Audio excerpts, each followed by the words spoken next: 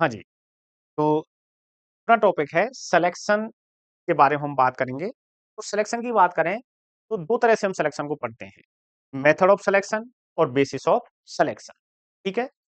तो सिंपल भाषा में यदि हम बात करें, तो सिलेक्शन का मतलब क्या होता है? सिलेक्शन का मतलब होता है चयन, ठीक है? और चयन हम करते किस तरह से हैं? तो हम कोशिश करते हैं हमेशा भाई चाहे हम मार्केट में कोई सामान लेने जा रहे हैं या सब्जी लेने हम जा रहे हैं, ठीक है? तो हमारी कोशिश क्या रहती है कि अच्छी से अच्छी चीज़ को चयन करके अपने पास लेना। यानी हर आदमी यही कोशिश करता है कि उसको जो चीज़ें मिलें, वो अच्छी से अच्छी मिलें। तो उसी प्रकार से हम यहाँ एनिमल जेनेटिक्स और ब्रीडिंग में हम क्या बात करते हैं, पशुओं के बारे में।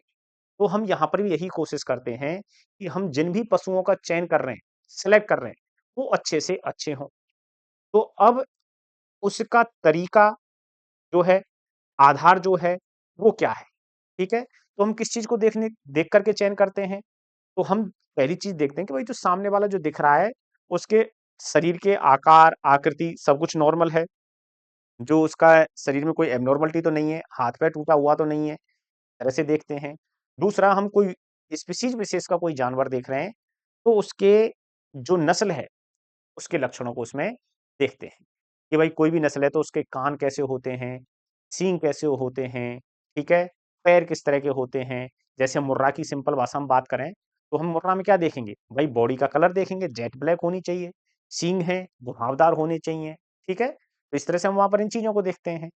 तो लक्षणों के आधार पर ही, उसकी शरीर के बनावट के आधार पर ही हम क्या करते हैं, जानवरों का चयन करते हैं। तो बेसिकली चयन का मतलब क्या हो गया कि किसी भी समूह में से अच्छी चीज को चयनित करना, उसको क्या करना, निकालना उस समूह में से। तो वही चीज पशुओं के लिए लागू होती है। ठीक है, किसी पशुओं के झुंड में से अच्छी गुणवत्ता वाले जो जानवर हैं, उनको चयन करना या उनको प्रजनन के अधिक मौके देना, जिससे कि आने वाली संतानें अच्छी नस्ल की पैदा हो, अच्छे उत्पादन देने वाली पैदा हो। ठीक है, और जो बेकार की चीज़ हैं, उनको निकाल दिया जाता है। या ये कहें हम पशुओं के आस्पेक्ट में कि भाई जो कम उत्पादन वाले जानवर हैं, उसको हम समूह में से हटा देते हैं। उस चीज़ को हम क्या बोलते हैं? निष्कासन कहते हैं या कलिंग कहते हैं। ठीक है? तो किसी जनसंख्या में किसी जानवर या मनुष्य को उसके उत्कृष्ट या अच्छे गुणों के कारण वही चीज़ हो गई कि उसके जो फिनोटाइप है हमें दिखाई दे रहा है, उसके आधार पर, उसके जो नस्ल के लक्षणों के आधार पर हम उसको क्या देते हैं? प्रजनन के अधिक से अधिक मौके देते हैं या उनको चयनित करते हैं, जिससे कि उनको आगे प्रजनन ज़्यादा कराया जा सके और उनके जैसी अधिक संतानें, अच्छे गुणों वाली संतानें, अच्छा उत्पादन देने वाली संतानें प्राप्त की जा सकें। और जो बेकार के गुण वाले जानवर हैं, उनको अलग हटा दिया जाता है। उस अवस्था को हम क्या बोलते हैं? लिंग कहते हैं। अब जो चयन है, 2 प्रकार के हैं, प्राकृतिक चयन और कृत्रिम चयन। प्राकृतिक चयन प्रकृति द्वारा किया जाता है, जिसका सिंपल सा रूल है सर्वाइवल इज़ द फिटेस्ट, यानी जो पशु प्रकृति के जो वातावरण है उसमें फिट बैठता है, ठीक है? वही जीवित रहता है। बाकी के सभी क्या है? प्रकृति के द्वारा मार दिए जाते हैं। वो तो प्राकृतिक चयन है। दूसरा है जो मनुष्य है अपनी इच्छा के अनुसार करता है, अपनी सुविधा के अनुसार करता है, अपने लाभ के अनुसार करता है, तो वो कहलाता है कृत्रिम चयन। अब जो कृत्रिम चयन है, इसमें हम बात करें, तो पहला है चयन की विधियाँ, बेसिस ऑफ सिलेक्शन। तो बेसिस ऑफ सिलेक्शन की हम बात करें, तो यहाँ पर बेसिस ऑफ जो सिलेक्शन है, उसके 4 होते हैं, ठीक है? बेसिस ऑफ सिलेक्शन में क्या है अपनी अ, जो है 4 प्रकार है, ठीक? कौन-सा है? पहला व्यक्तिगत चयन, ठीक है? दूसरा वंशावली चयन और तीसरा अपना जो है प्रोजेनी टेस्टिंग और चौथा हो गया फैमिली सिलेक्शन, ठीक है? तो इसमें हम बात करें सबसे पहले व्यक्तिगत चयन की। तो व्यक्तिगत जो चयन है, इसमें जो चयन किया जाता है, वो किसके आधार पर किया जाता है? किसी भी जीव के जो बाह्य आकार की स्वरूप है, ठीक है? उसके आधार पर उसका चयन किया जाता है।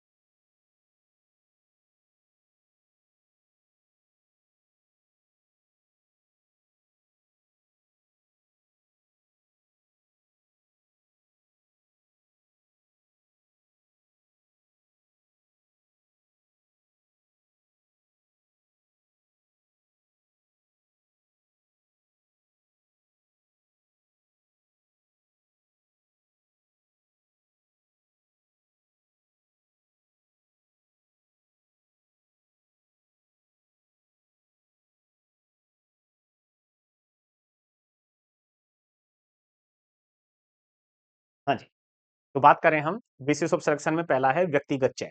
तो व्यक्तिगत चयन किसके आधार पर किया जाता है? किसी भी व्यक्ति विशेष या इंडिविजुअल, तो हम यहाँ पर जानवर की बात कर रहे हैं, तो किसी भी जानवर के बाह्य जो लक्षण हैं, ठीक है, उसके गुण हैं, उनको देख करके उसका चयन किया जाता है और हम ये अनुमान लगाने की कोशिश करते हैं कि भाई ये जो गुण हैं उसके, उसकी अगली संतानों में जाने की प्रवृत्ति ज्यादा रखते हैं। ठीक है, जैसे हम बात करें कि इंडिविजुअल सिलेक्शन में इसको हम किस नाम से जानते हैं, कि स्कोर कार्ड मेथड के नाम से जानते हैं। ठीक है, इसको यहाँ गुणांकन पात्र के नाम से भी इसे जानते हैं।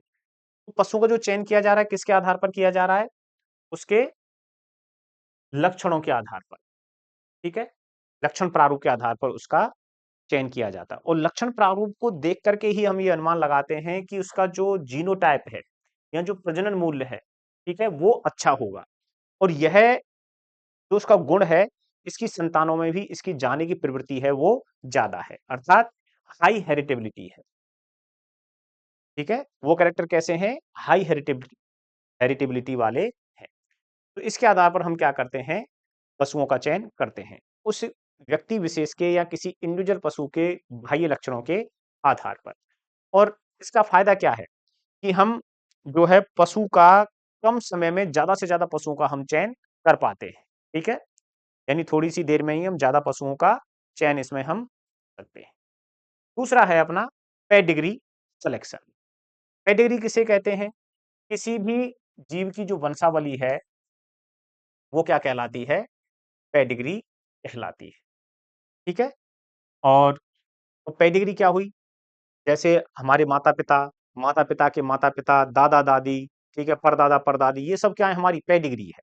ठीक है, किसी भी कोई भी जीव है या जानवर है, उसकी पेडिग्री क्या होती है? उसके पूर्वज। पेडिग्री सिलेक्शन का मतलब हुआ कि किसी जीव का जब हम चयन करते हैं तो वो किसके आधार पर कर रहे हैं? उसके पूर्वजों के आधार पर करते हैं। तो इसको हम बोलते हैं वंशावली चयन। और किसके आधार पर कर रहे हैं? पूर्वजों के गुणों के आधार पर। तो इसका फायदा क्या हुआ कि हम ये देखते हैं कि भाई इसकी माँ ने या इसके जो माँ की माँ थी, उसने कितना दूध दिया, तो उसको हम देख करके कम एज में ही जो है मादा का सिलेक्शन कर लेते हैं या नर का सिलेक्शन कर लेते हैं। ठीक है, तो अधिक वंशागति वाले गुणों के लिए सर्वोत्तम विधि है और संतति परीक्षण में ये सहायता होती है और कम उम्र में ही पशुओं का चयन इसमें कर लिया जाता है। किसको देखकर? उसके पूर्वज के गुणों को देख करके, उनके उत्पादन के गुणों को देख करके। नेक्स्ट है प्रोजेनी। प्रोजेनी का मतलब क्या हो गया? संतति। तो इसको हम बोलते हैं संतति परीक्षण।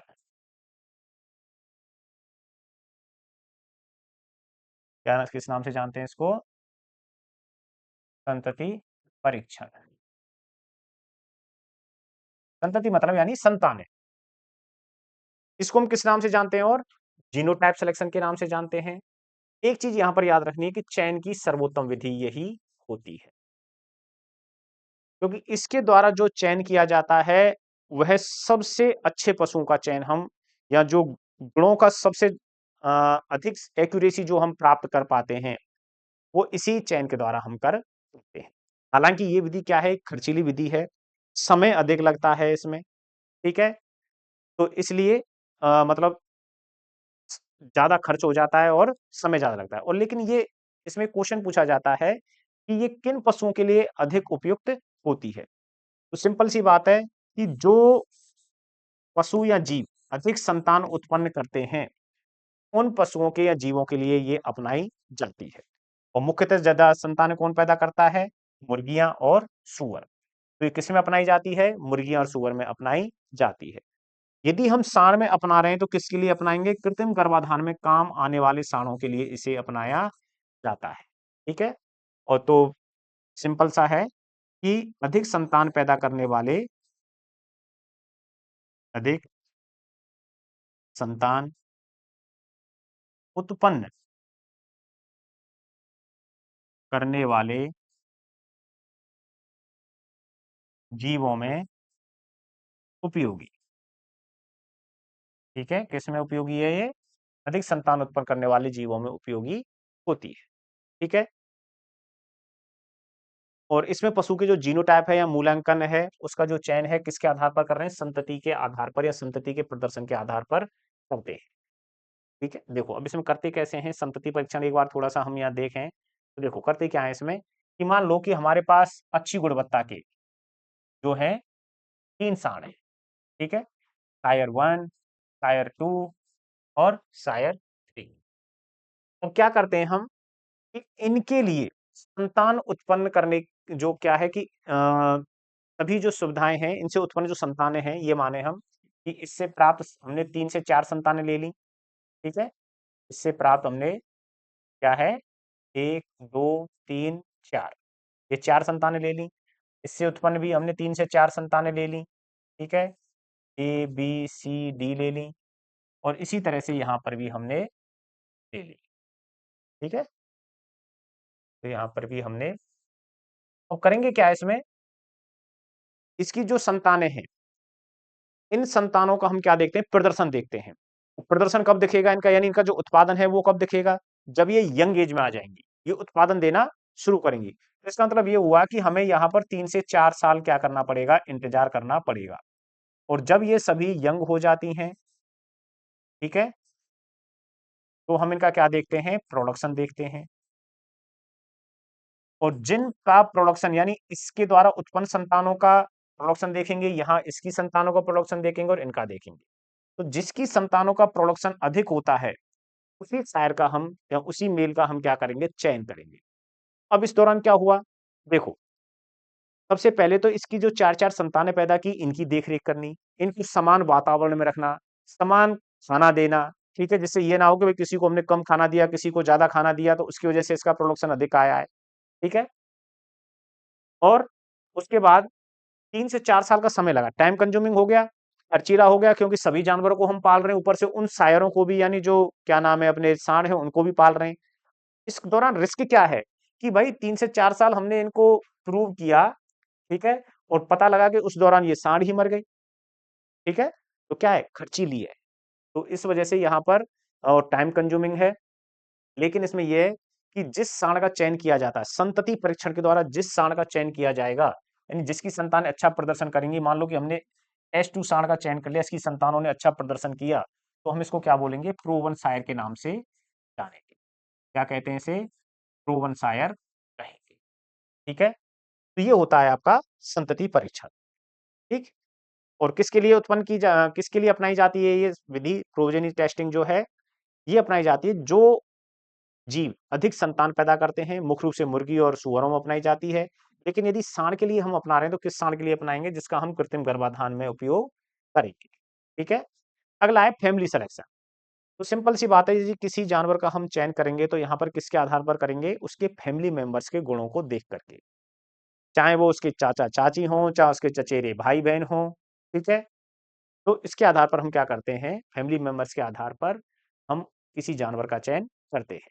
तो सौतेले भाई-बहनों के आधार पर, ठीक है? चयन किया जाता है। इसमें किसी जानवर की व्यक्तिगत और पारिवारिक गुणों को संयुक्त रूप से देखा जाता है। ठीक है? तो ये बात हो गई इसमें। और प्रोवन सायर अभी बात की हमने।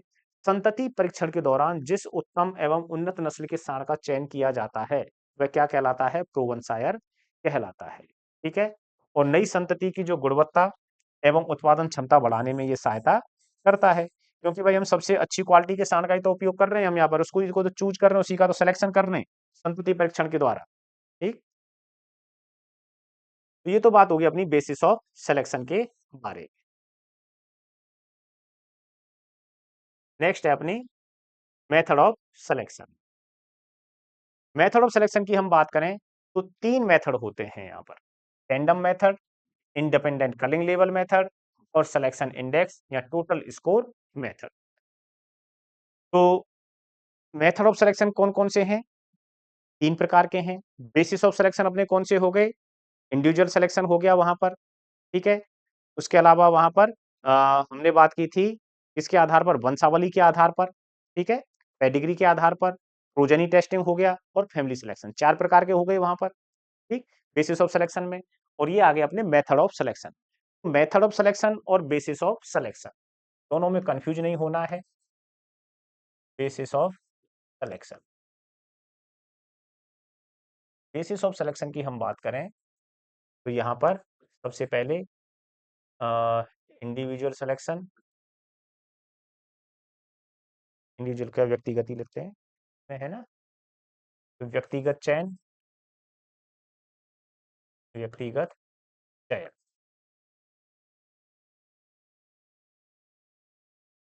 दूसरा वंशावली चयन। नंबर 3 संतति परीक्षण। और नंबर 4 में आ गया फैमिली सिलेक्शन, परिवार चयन।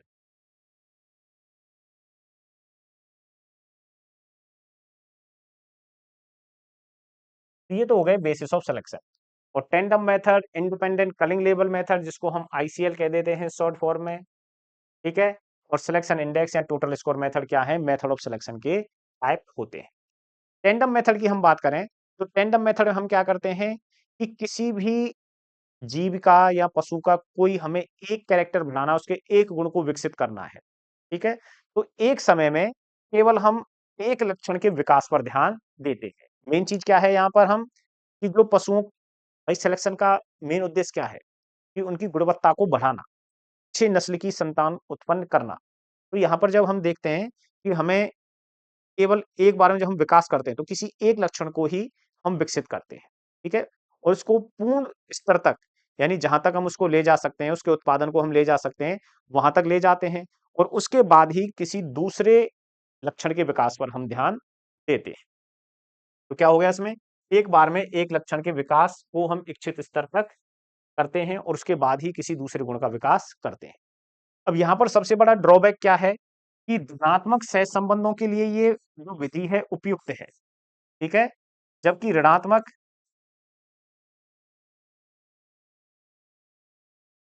सहसंबंधों वाले गुणों के लिए अनुपयुक्त है। कैसे? अब जैसे गाय भैंसों में क्या होता है कि दूध की मात्रा व दुग्ध वसा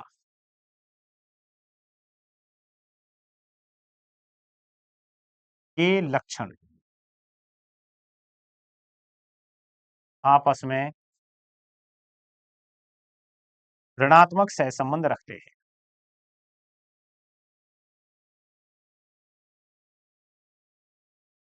तो इसका मतलब क्या हुआ कि यदि हम दूध की मात्रा को बढ़ाएंगे, ठीक है, दूध की मात्रा को यदि हम बढ़ाएंगे किसी पशु के अंदर, ठीक है, मान लो हमें कोई गाय भैंस है वो 5 लीटर दूध दे रही है। अब हम उस, और मान लो कि उसमें अभी जो फैट परसेंट है, जो 5 लीटर दूध है, इसमें मान लो पाया जा रहा है उसमें 6% फैट पाया जाता है। अब हम यदि इसकी दूध की मात्रा को विकसित कर रहे हैं, दूध की मात्रा, जो दूध देने की जो मात्रा है उसको हम विकसित कर रहे हैं, 5 से बढ़ा करके मान लो हम 10 पर ले गए, तो जो वसा की मात्रा है वह क्या हो जाएगी इसमें, 5 से घट करके मान लो 4 पर आ गई। तो दूध की मात्रा और जो वसा का जो आपस में गुण है वो कैसा है, ऋणात्मक सहसंबंध रखते हैं। तो हम फायदा तो हमने कर लिया दूध की मात्रा में, लेकिन हमें घाटा कहाँ हो गया, हानि कहाँ हो गई, कि फैट की मात्रा दूध में कम हो गई। तो यह ऋणात्मक सहसंबंध वाले गुणों के लिए अनुपयुक्त है ये विधि। अब मान लो दूध की मात्रा के साथ साथ फैट का गुण भी बढ़ता, तो ये धनात्मक सहसंबंध हो जाता, और इससे हमें एक के साथ में ही दूसरा जो गुण है वो भी ऑटोमेटिक बढ़ जाता। तो धनात्मक सहसंबंध वाले गुणों के लिए यह टेंडम मेथड क्या है, उपयुक्त रहता है, और ऋणात्मक सहसंबंध वालों के लिए हानिकारक होता है या अनुपयुक्त होता है। टेंडम मेथड में करते क्या है, एक बार में केवल एक लक्षण के विकास पर हम ध्यान देते हैं, ठीक है। वहीं बात करें दूसरी तरफ इंडिपेंडेंट कलिंग लेबल मेथड में, इसमें क्या करते हैं हम, इसमें एक साथ दो या दो से अधिक गुणों का विकास किया जाता है। टेंडम में एक बार में एक लक्षण पर ध्यान दे रहे थे, और यहां पर क्या करते हैं हम, एक बार में या तो दो लक्षणों को ले लेंगे या दो से अधिक भी ले लेंगे, ठीक है, उनके विकास पर ध्यान देते हैं। लेकिन जिन दो लक्षणों को या दो से अधिक लक्षणों को हम ले रहे हैं, उनका एक क्राइटेरिया फिक्स कर दिया जाता है, ठीक है। कि जैसे मान लो कि भाई हमने बोल दिया कि हमें ऐसी गाय चाहिए जो कम से कम 10 लीटर दूध देती हो, ठीक है, और उसके दूध में कम से कम 5% फैट हो। ठीक है, तो ऐसी गायों को हमें क्या करना है, चयन करना है। तो ये क्या हो गया, हम क्या कर रहे हैं, एक साथ दो गुणों पर ध्यान दे रहे हैं हम, दूध की मात्रा पर भी दे रहे हैं और वसा पर भी दे रहे हैं। तो एक बार में दो या दो से अधिक गुणों का क्या किया जाता है, विकास किया जाता है। ठीक है, तो हमने क्या कर दिया, और इसमें क्या करते हैं, प्रत्येक गुण का एक न्यूनतम स्तर हम तय कर देते हैं। तो तय कर दिया ना हमने कि भाई कम से कम हमें 10 लीटर दूध देने वाली गाय चाहिए और फैट होना चाहिए कम से कम 5%। ठीक है, अब किसी गाय का ऐसी का हम चयन नहीं कर पाएंगे तो एक लक्षण में चाहे कितनी भी अच्छी क्यों ना हो, लेकिन दूसरे में वो यदि उस क्राइटेरिया को फिल नहीं करेगी तो हम उसका चयन नहीं करेंगे। ठीक है, तो कैसे, देखो कि भाई अपना जो एक क्या बोलेंगे मानक है, मानक क्या हो गया, दूध 10 लीटर होना चाहिए और फैट कितना होना चाहिए, 5%। ठीक है, हम मान लो अपने पास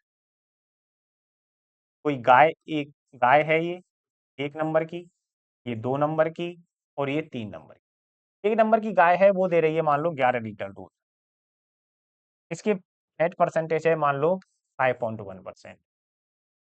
ठीक है, दूसरी गाय है अपनी 9 लीटर वाली, फैट परसेंट 7%। तीसरी है अपनी 15 लीटर वाली और फैट परसेंट हो गया 4.9%। ठीक है, तो देखो हमारा क्राइटेरिया क्या है, दूध होना चाहिए 10 लीटर, फैट होना चाहिए 5 लीटर, वो 5%। तो ये अपने क्राइटेरिया को फुलफिल कर रही है कि नहीं कर रही, 10 की बजाय 11 लीटर दूध दे रही है, फुल कर रही है, फुलफिल कर रही है। ठीक है, दूसरे क्राइटेरिया में भी 5.1% में फिट बैठ रही है, तो ये क्या हो जाएगी, अपनी सेलेक्ट हो जाएगी। ठीक है, दूसरी है कि 9 लीटर दूध दे रही है, यानी मात्र 1 लीटर दूध कम है, या मान लो कि 9.5 लीटर दे रही है, तो भी हम इसका सिलेक्शन नहीं करेंगे क्योंकि अपना पहला क्राइटेरिया फिट हो गया।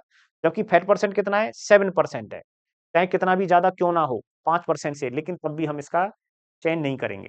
यानी कोई भी जीव यदि किसी एक गुण में चाहे कितना भी अच्छा क्या ना क्यों ना हो, लेकिन वो तय मानक को पार नहीं कर पा रहा है, उसको फुलफिल नहीं कर पा रहा है, तो उसका चयन हम नहीं करेंगे। इसी प्रकार से यहाँ पर ये दूध बहुत बढ़िया दे रही है, 15 लीटर दे रही है, लेकिन फैट परसेंट 4.9 है, तो इसका भी हम चयन नहीं करेंगे।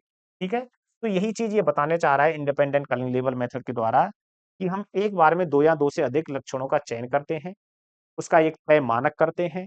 यदि कोई जानवर उस तय मानक को प्राप्त नहीं करता है, चाहे वो किसी एक लक्षण में कितना भी अच्छा क्यों ना हो, तब भी हम उसका चयन नहीं करते।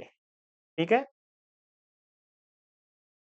ये तो बात हो गई किसके बारे में, इंडिपेंडेंट कलिंग लेबल मेथड के। नेक्स्ट है सिलेक्शन इंडेक्स। ठीक है, जिसको हम टोटल स्कोर मेथड के नाम से भी जानते हैं। इसमें क्या करते हैं, इसमें एक साथ एक से अधिक गुणों का विकास किया जाता है। ठीक है, और जितने भी उसके गुण हैं जानवर के, उनके गुणों की वरीयता के आधार पर उनका एक गुणांकन पत्र तैयार किया जाता है। हर एक लक्षण को उसकी क्या नाम है, क्या कहते हैं उसको, इंपॉर्टेंस के आधार पर एक मार्किंग या नंबर दिए जाते हैं। ठीक है, इसी प्रकार से सभी जानवरों को क्या करते हैं हम, इसमें एक पत्र गुणांकन पत्र तैयार किया जाता है। ठीक है, सभी की नंबरिंग की जाती है और जो जानवर ज्यादा नंबर लाता है उसी का हम क्या करते हैं, चयन करते हैं। तो इसीलिए हम कह रहे हैं टोटल स्कोर मेथड कि कौन सा जानवर कितना स्कोर रहा है। इसमें एक साथ एक से अधिक गुणों का विकास किया जाता है। इसमें गुणों के महत्व और वंशागति के आधार पर अंक तालिका बनाई जाती है और जो जानवर अंक तालिका में सबसे अधिक स्कोर करता है उसी का हम क्या करते हैं, चयन करते हैं। और यह सिलेक्शन इंडेक्स जो मेथड है यह टेंडम मेथड से और आईसीएल इंडिपेंडेंट कलिंग मेथड से दोनों से ही बेहतर होता है। ठीक है, तो इस तरह से ये बात होगी अपनी किसके बारे में, बेसिस ऑफ सिलेक्शन और मेथड ऑफ सिलेक्शन के बारे में।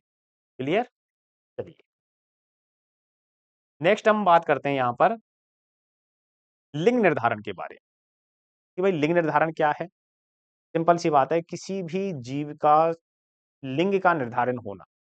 ठीक है, भ्रूण अवस्था के दौरान ही यह निर्धारित तो हो जाता है या अलग अलग अवस्था में भी होता है, वो हम आगे बात करेंगे। तो किसी भी जीव के लिंग का निर्धारण होना, ठीक है, कि भाई वो आगे चल कर के मेल बनेगा या फीमेल बनेगा, तो यही क्या कहलाता है, लिंग निर्धारण कहलाता है। और ये सब चीजें हम ह्यूमन की बात करें तो शुरुआती अवस्था में यानी भ्रूणीय अवस्था में ही, भ्रूणीय प्रवर्धन के दौरान ही फिक्स हो जाता है। ठीक है, जब निषेचन होता है तो उसी समय ये निर्धारित हो जाता है कि बनने वाला बच्चा मेल बनेगा या फीमेल बनेगा। तो निषेचन के आधार पर जो लिंग निर्धारण है वो 3 प्रकार का होता है। नंबर 1 प्रोगैमिक, नंबर 2 सिनगैमिक और नंबर 3 एपिगैमिक।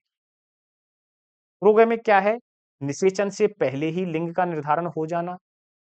ठीक है, क्या कहलाता है? प्रोगैमिक प्रकार का लिंग निर्धारण कहलाता है। निषेचन के समय लिंग का निर्धारित होना सिनगैमिक कहलाता है। एपिगैमिक निषेचन के बाद लिंग का निर्धारित होना क्या कहलाता है? एपिगैमिक कहलाता है। ठीक है, तो पहला हो गया निषेचन से पहले। ठीक है, दूसरा निषेचन के बाद, निषेचन के समय, और ये निषेचन के बाद। ठीक है, और जैसे ह्यूमन की हम बात करें, मनुष्य की हम बात करें, तो क्या होता है कि भाई मान लो जो शुक्राणु हैं 2 प्रकार के होते हैं। ठीक है, एक में एक्स है, दूसरे में वाई है।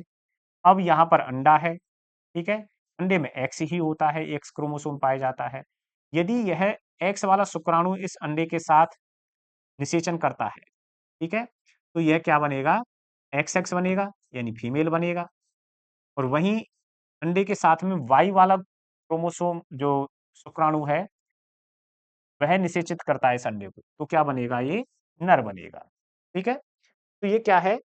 इसके समय हो रहा है निषेचन के समय, यानी अंडे के अंदर जैसे ही शुक्राणु प्रवेश करता है, तो उसी समय ये निर्धारित हो जाता है कि ये जो शुक्राणु है, एक्स वाला प्रवेश कर रहा है या फिर वाई वाला प्रवेश कर रहा है। ठीक है, तो ये कहलाता है सिंगैमिक प्रकार का लिंग निर्धारण। और यदि निषेचन से पहले ही निर्धारित हो गया कि भाई बनने वाला बच्चा नर बनेगा या मादा, तो वो क्या कहलाएगा? प्रोगैमिक। और निषेचन के बाद निर्धारित होता है लिंग का, तो वह कहलाता है एपिगैमिक प्रकार का लिंग निर्धारण। अब हम यहाँ पर बात करें कि लिंग को निर्धारित करने वाले गुणसूत्र कौन-कौन से होते हैं। ठीक है, और देखो गुणसूत्र 2 प्रकार के होते हैं, पढ़ चुके हैं हम पहले, कायिक गुणसूत्र और लिंग गुणसूत्र। हमारे शरीर के विभिन्न गुणों, लक्षणों, रंग, रूप, आकार को निर्धारित करने वाले जितने भी जो क्रोमोसोम हैं, गुणसूत्र हैं, वो सभी क्या कहलाते हैं? कायिक गुणसूत्र कहलाते हैं। और मनुष्य के अंदर एक जोड़ी क्या पाए जाते हैं? लिंग गुणसूत्र पाए जाते हैं, जो किसका निर्धारण करते हैं? लिंग का निर्धारण करते हैं। उन्हें हम क्या बोलते हैं? लिंग गुणसूत्र कहते हैं। ठीक है, और लिंग निर्धारण की जो क्रोमोसोमल थ्योरी है वो किसने दी थी? विल्सन एवं स्टीवन ने दी थी। ठीक, नेक्स्ट हम बात करते हैं कि लिंग निर्धारण के प्रकार। यहाँ पर मुख्य रूप से जो 4 प्रकार से लिंग निर्धारित होता है। पहला है लाइगियस प्रकार का, दूसरा प्रोटेनर टाइप का, तीसरा अगुणित और द्विगुणित विधि है, और चौथा है वातावरण के द्वारा। ठीक है, अब यहाँ पर पहला जो प्रकार है वो कौन सा है? एक्स एक्स और एक्स वाई प्रकार। ठीक है, जो लिंग गुणसूत्र हैं जिनमें एक्स एक्स और एक्स वाई प्रकार के जो है क्या बनते हैं? संतति बनती है। तो वो किस प्रकार से लिंग निर्धारित होता है? एक्स एक्स क्या बनेगा, एक्स वाई क्या बनेगा। ठीक है, इस प्रकार का लिंग निर्धारण क्या कहलाता है? लाइगेस प्रकार का कहलाता है। यहां पर देखो हम बात करें मुख्य रूप से, तो एक जो है, मान लो हम मनुष्य की बात करें, लाइगेस प्रकार का होता है। गाय भैंस की बात करें हम, तो एक्स एक्स क्या है? यहाँ पर मादा है। ठीक है, और एक्स वाई क्या है? नर है। ठीक, तो ये जो मादा है ये कैसी है? होमोजाइगस। और नर कैसा है? हेट्रोजाइगस। यानी जो लिंग गुणसूत्र हैं वो कैसे हैं? समजात, मादा के अंदर। और नर के अंदर कैसे हैं? एक दूसरे से भिन्न हैं, असमजात हैं। ठीक है, हेट्रोजाइगस टाइप के होते हैं। देखो किस तरह से, तो मादा क्या हो गई? एक्स एक्स होमोगैमेटिक, और नर क्या हो गया? हेट्रोगैमेटिक। यानी जो मादा है इसके अंदर एक ही प्रकार का क्या बनेगा? गैमेट बनेगा। जो अंडा है केवल एक ही प्रकार के एक्स गुणसूत्र वाले ही क्या बनेंगे? अंडे बनेंगे। और नर के अंदर जो स्पर्म बनेंगे वो एक्स वाले भी बनेंगे और वाई वाले भी बनेंगे। तो ये क्या हो गया? हेट्रोगैमेटिक। ठीक है, तो एक्स एक्स मादा और एक्स वाई नर किसके अंदर आता है? ये एक्स एक्स और एक्स वाई प्रकार के लिंग निर्धारण के अंदर आता है। ठीक है, और इसको हम किस नाम से जानते हैं? लाइगेस प्रकार के लिंग निर्धारण के नाम से जानते हैं। यहां पर जो एक्स गुणसूत्र युक्त जो युग्मक होता है उसको हम क्या बोलते हैं? गाइनोस्पर्म। और इसको तो हम क्या बोल देंगे? यानी मान लो कोई स्पर्म है, इसमें एक्स क्रोमोसोम है, इसको तो क्या बोल देंगे हम? गाइनो। यानी गायनोकोलॉजी, गायनो शब्द जो किसके लिए यूज होता है? ये फीमेल के लिए यूज होता है। ठीक है, तो ये क्या हो गया? गायनोस्पर्म। और जिसके अंदर वाई गुणसूत्र होता है उसको हम क्या बोलते हैं? एंड्रोस्पर्म। यानी जैसे हम बात करते हैं ना एंड्रोलॉजी, ठीक है, नर जनन तंत्र का अध्ययन या नर जनन तंत्र से संबंधित जितनी भी व्याधियों का हम अध्ययन करते हैं उसका अध्ययन हम किसके अंतर्गत करते हैं? एंड्रोलॉजी के अंतर्गत करते हैं। ठीक है, तो अब इस प्रकार का जो लिंग निर्धारण है, लाइगेस प्रकार का जो लिंग निर्धारण है वो किस किस में पाया जाता है? मनुष्य में, गायों में, भैंसों में, भेड़ों में, बकरियों में और ड्रोसोफिला में। इनके अंतर्गत ये इस प्रकार का लिंग निर्धारण पाया जाता है। दूसरा है एक्स वाई, या कहें कि जेड डब्ल्यू, तो क्या हो गई? मादा। और एक्स एक्स या जेड जेड प्रकार का क्या हो गया? नर हो गया। तो इसका मतलब ये हुआ कि जो नर है, ठीक है, नर तो क्या कैसा हो गया? होमोगेमेटिक। और मादा कैसी हो गई? हेट्रोगेमेटिक। ठीक है, और इस प्रकार का लिंग निर्धारण किसमें पाया जाता है? पक्षियों में, मछलियों में और रेप्टाइल्स में। ठीक है, एवीज, फिशीज और जो है रेप्टाइल्स। ठीक है, अगर मान लो पक्षियों की जगह वो दे दे क्या? एवीज, तो एवीज हो गई। और मछलियों में फिशीज वर्ग के अंतर्गत आती हैं, फिशीज में। ठीक है, और साथ में क्या हो गए? रेप्टाइल्स। इनके अंदर जो पाया जाता है, जो मादा है वो हेट्रोगैमेटिक होती है और नर कैसा होता है? संयुग्मजी अवस्था में पाया जाता है।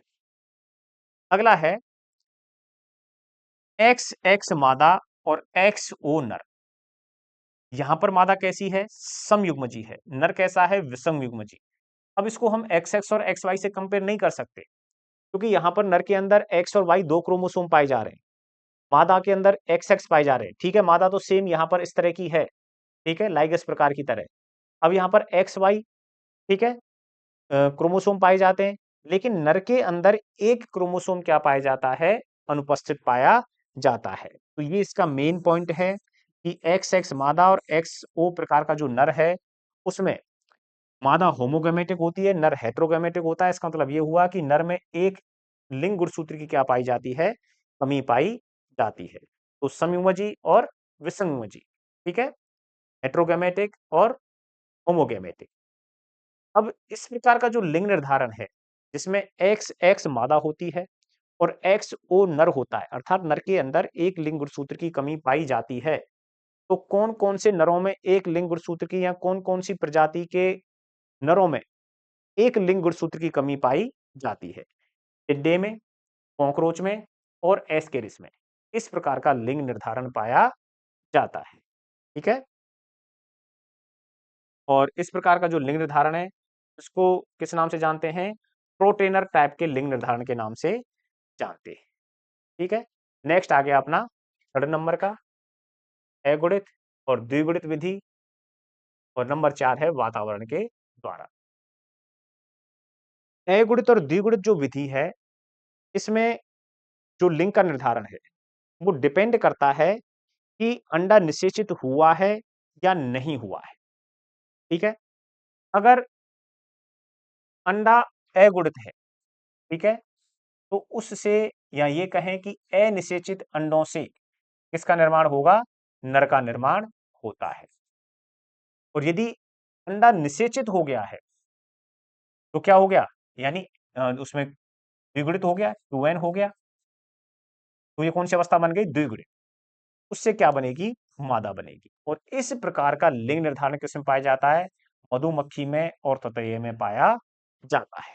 ठीक है, यदि हम मधुमक्खी की हम बात करें यहाँ पर,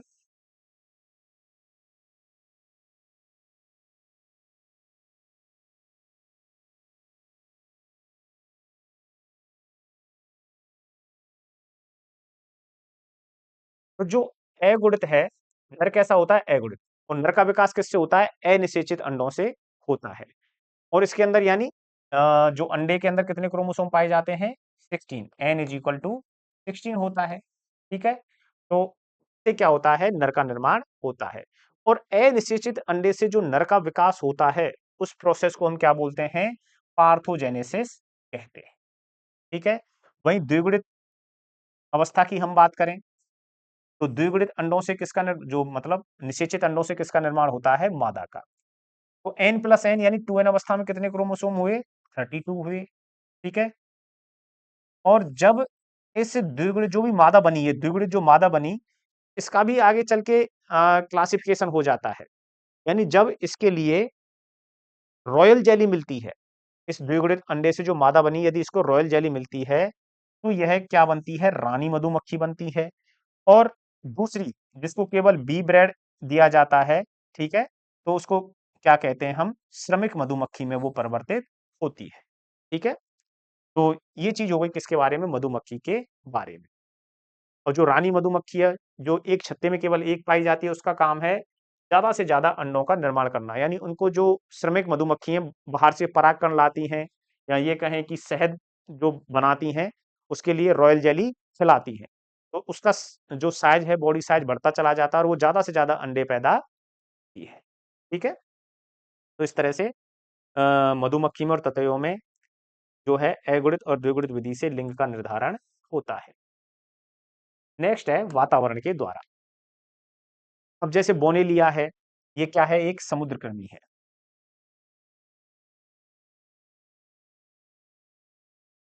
तो इसमें जो लिंग का निर्धारण होगा, वो वातावरण पर डिपेंड करता है कि इसका जो लार्वा है, वह किस प्रकार के वातावरण में उपस्थित है, किसके साथ में उपस्थित है।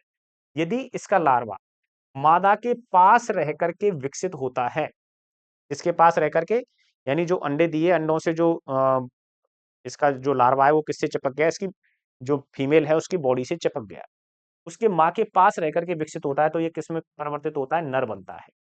ठीक है, वातावरण के द्वारा डिपेंड हुआ है। यदि मादा से अलग हो गया, अटैच हो गया, तो ये किस में परिवर्तित होता है? मादा में परिवर्तित होता है। ठीक है, और यदि ऐसा हुआ कुछ समय तक लार्वा मादा से लगा रहा, चिपका रहा, और उसके बाद वो अलग हो गया, तो वो क्या बनता है? मध्यलिंगी, उभयलिंगी या इंटरसेक्स में परिवर्तित होता है। ठीक है, तो ये किससे निर्धारित हुआ? वातावरण के द्वारा। ठीक है, नेक्स्ट हम बात करते हैं, एक अवस्था पाई जाती है गायनेंड्रोमॉर्फ, इंपॉर्टेंट है। और इसी तरह से फ्री मार्टिन, ये दो अवस्थाएं पाई जाती हैं। गायनेंड्रोमॉर्फ किसमें पाई जाती है? ड्रोसोफिला में पाई जाती है। ठीक है, और इसमें क्या होता है? आधा शरीर नर की तरह होता है और आधा शरीर मादा की तरह होता है। और इसका कारण क्या होता है? असामान्य समसूत्री विभाजन। ठीक है, गायनेंड्रोमॉर्फ क्या है कि ड्रोसोफिला में पाई जाती है, जिसमें आधा शरीर नर की तरह होता है और आधा शरीर मादा की तरह। कारण क्या है? असामान्य प्रकार का समसूत्री विभाजन। इसी तरह से फ्री मार्टिन काफी बार पढ़ चुके हैं। इसमें क्या है कि एक ही प्लेसेंटा के द्वारा जब नर और मादा दोनों भ्रूण पोषित हो रहे हो, ठीक है, प्लेसेंटा क्या है? दोनों का कॉमन है। वो भ्रूण क्या है? जब जुड़वा बच्चे पाए जा रहे हैं और दोनों एक ही प्लेसेंटा के द्वारा पोषण मिल रहा हो उनको, जिनमें से एक नर है और दूसरा मादा है। तो उस स्थिति में जो नर है, उसका विकास पहले हो जाता है, उसके जननांग पहले विकसित हो जाते हैं। इस वजह से उस नर के लिंग जो हार्मोन हैं, उनके स्राव के द्वारा मादा भ्रूण के जननांगों का विकास नहीं हो पाता है। और उस कंडीशन में जो मादा भ्रूण है,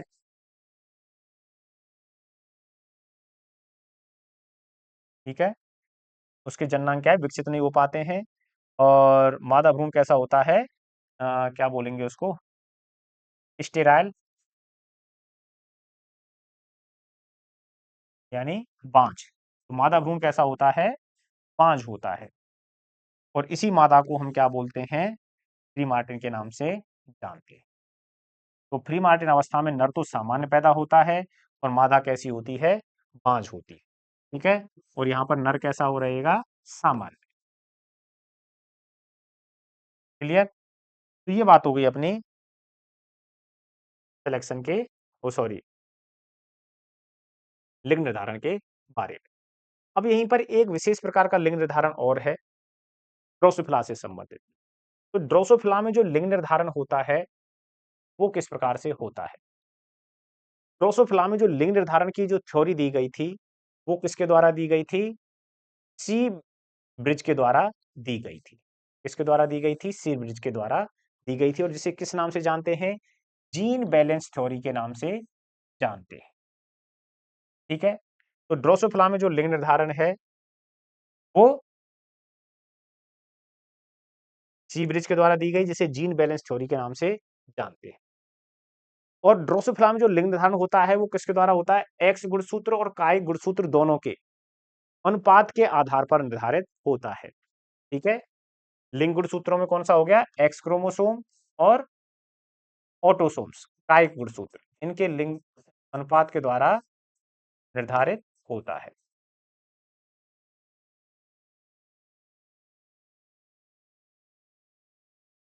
चलिए देखो, ड्रोसोफिला लिंग निर्धारण का क्या हो गया? एक्स गुणसूत्र की कोई भूमिका यहाँ पर, मतलब सॉरी, वाई गुणसूत्र की कोई भूमिका यहाँ पर नहीं होती है।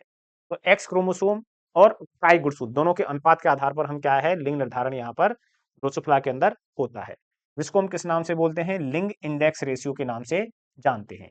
यदि यह लिंग इंडेक्स रेशियो एक से अधिक है, ठीक है, यानी 1.5 पहुंच गया, तो क्या बनेगा? वो ड्रोसोफिला सुपर फीमेल बनता है। और यदि लिंग इंडेक्स रेशियो 1 है तो यह सामान्य मादा बनता है, और यदि लिंग इंडेक्स रेशियो 0.5 है तो यह सामान्य नर बनता है।